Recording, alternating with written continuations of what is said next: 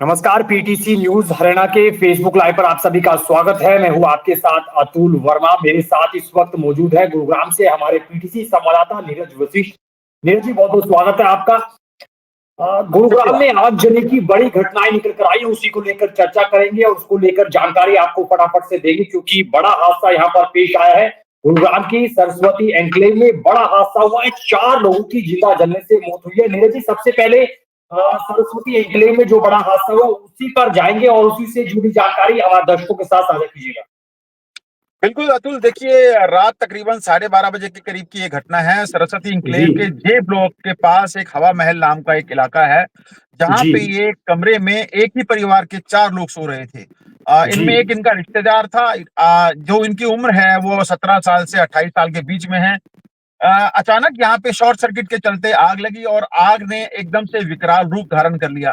जब तक जी कोई कुछ जी समझ पाता, कोई कुछ कर पाता, कोई मदद इन तक पहुंचती, तब तक आग ने चारों इस कमरे के जो बिस्तर थे या फिर और भी कुछ यहाँ पे सामान रखा था, उसको अपनी जी चपेट में ले लिया। और इसी आग की चपेट में ये चारों युवा आ गए थे, जिसके चलते इनकी मौके पर ही मौत हो गई थी। जिंदा जी शुरुआती जानकारी में अगर इनके परिजनों ने बताया कि जब आग लगी तो चारों ये युवक सो रहे थे और सोते जी जी सोते ही ये अचानक हादसा हुआ, जिस हादसे की चपेट में आने से इन चारों की मौत हो गई।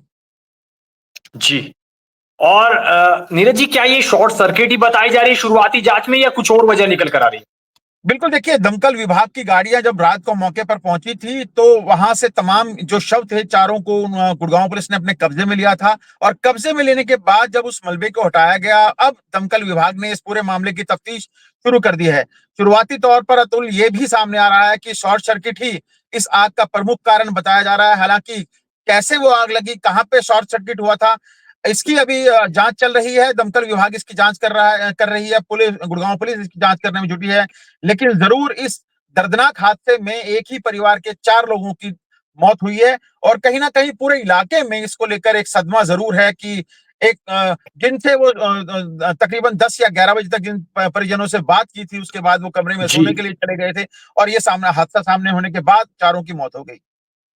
बिल्कुल, तो परिवार में मातम पस रहा है, क्योंकि एक ही परिवार के 4 लोगों की जिंदा जलने से मौत हो चुकी है। नीरज जी, कहाँ के रहने वाले थे ये चारों लोग, और क्या किराए के मकान में रहते थे यहाँ?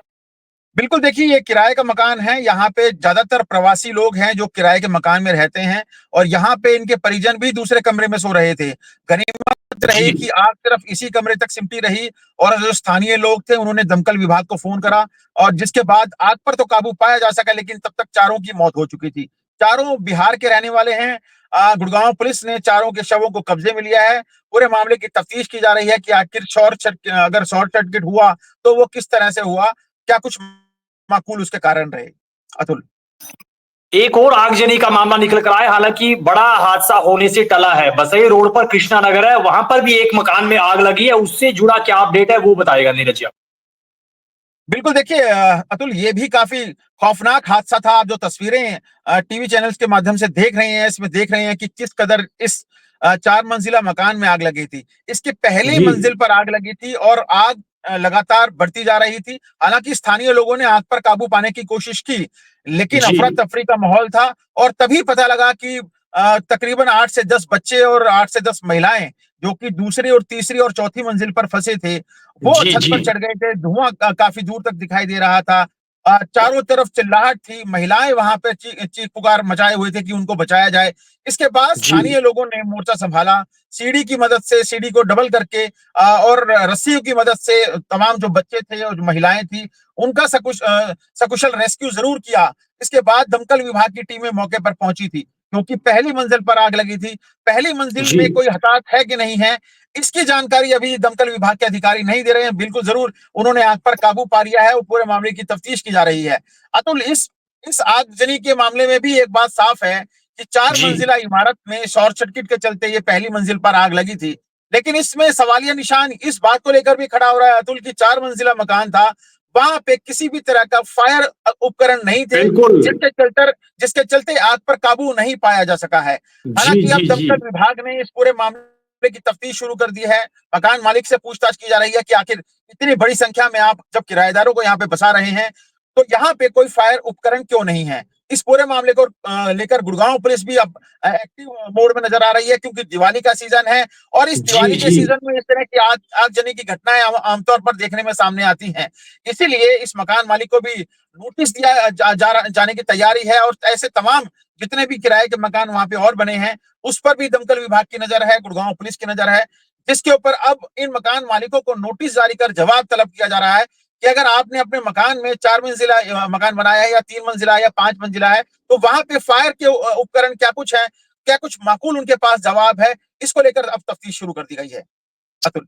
क्योंकि नीरज हमने अमूमन ये देखा है नीरज जी, क्योंकि 4 मंजिला 5 मंजिला जो इमारत है वहां पर किराए के तौर पर लोगों को रहने के लिए जगह दे दी जाती है, लेकिन उसके बाद जो फायर सेफ्टी के जो उपकरण है वो कितने यहाँ पर पुख्ता किए जाते हैं उसको लेकर नजरअंदाज चीजों को किया जाता है, और मकान मालिक की तरफ से या ओनर की तरफ से भी लापरवाही बरती जाती है, समय समय पर चेक नहीं किया जाता, उसका खामियाजा लोगों को भुगतना पड़ता है। हालांकि यह मामला टल गया स्थानीय लोगों की मदद से, लेकिन इस तरीके की लापरवाही बहुत सारे बिल्कुल अलग फ्लैट, बहुत सारी अलग बिल्डिंग में देखने को मिल सकती है।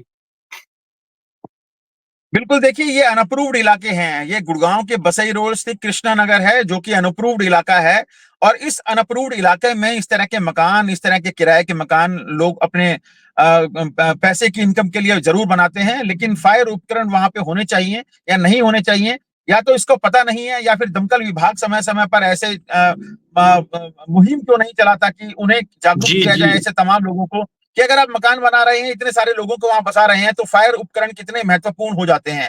अब दमकल विभाग जरूर इस चीज की तैयारी कर रहा है। नोटिस जारी कर दिया गया है मकान मालिक को, उससे पूछताछ की जा रही है कि आपने किस आधार पर इतने सारे जो लोग हैं उनको इस बिल्डिंग में बसाया था।